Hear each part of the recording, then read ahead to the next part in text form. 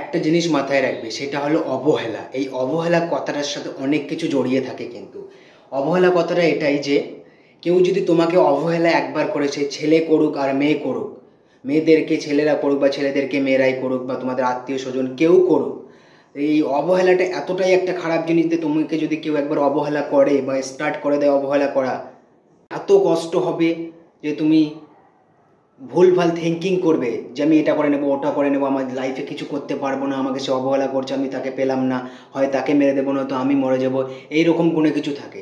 তো অবহেলা যে একবার করে সে কিন্তু বারবার অবহেলা করার তোমার চান্স পাবে, কেননা সে তোমার উইকনেসটা জেনে গেছে এবং সে এটাও ভালো করে জানে যে অবহেলা করার পর সে তোমাকে মেনে নেয় বা তুমি তাকে মেনে নিচ্ছ। সে একটা মেয়ে বা একটা ছেলে তোমাকে অবহেলা করছে, আবার তাকে তুমি কথা বলতে যাও ভালোভাবে, তখন সেই মেয়েটা বা সেই ছেলেটা একটা কিন্তু পৈশাচিক আনন্দ খুঁজে পায় নিজের মধ্যে।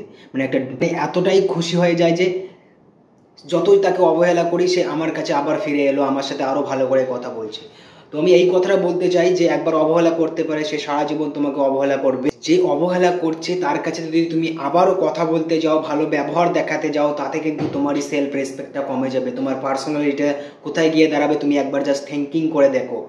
যারা এখনো রিয়েলাইজ করতে পারোনি, যারা এখনো এইসব কন্ডিশনের মধ্যে দিয়ে তোমরা মানে এগিয়ে যাচ্ছ, তোমরা একবার জাস্ট থিঙ্কিং করে দেখো যে তোমাদের পার্সোনাল, তোমরা সেলফ স্টাডি করো, নিজেকে স্টাডি করো, নিজের ক্যারেক্টারটাকে তোমরা ভালো করে গুছিয়ে দেখো, ভালো করে বুঝে দেখো, নিজেকে প্রশ্ন করো, একটা আয়নার সামনে দাঁড়িয়ে নিজেকে প্রশ্ন করো যে তুমি একটা মেয়ের পিছনে বা একটা ছেলের পিছনে যে পরিমাণে তুমি মানে সে অবহেলা করার পরও বা ইগনোর করার পরও তুমি তার সাথে ভালো করে ব্যবহার করছো, কথা বলছো, ঠিক তোমার কতটা পরিমাণে তোমার সেলফ রেসপেক্টটা ডাউন হয়ে যাচ্ছে। তো যতই সে অবহেলা করুক তাকে তাড়িয়ে দাও এবং তার থেকে সরে আসো এবং একটাই লক্ষ্য রাখো, তোমাকে সাকসেস হতে হবে। সাকসেস হতে হলে সেই অবহেলা যে করছে সে তোমার পায়ে ধরে একদিন তোমার কাছে এসে ক্ষমা চাইবে এবং তোমার হয়ে যাবে সারা জীবনের জন্য। কিন্তু যতক্ষণ পর্যন্ত তাকে তুমি সাকসেস না হয়ে তুমি ওর সঙ্গে ভালোভাবে কথা বলবে, তোমার পার্সোনালিটি ততটাই ডাউন হয়ে যাবে।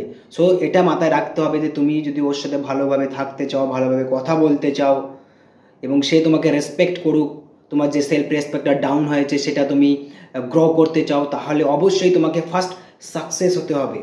সাকসেস ছাড়া পৃথিবীতে কিচ্ছু নেই। একটা ছেলের, বিশেষ করে ছেলেকে বলছি, একটা ছেলে যদি সাকসেস হতে চায় তাকে এইসব খারাপ দিক থেকে তোমাকে নিজেকে সরিয়ে আনতে হবে, তাহলে তুমি সাকসেস হতে পারবে।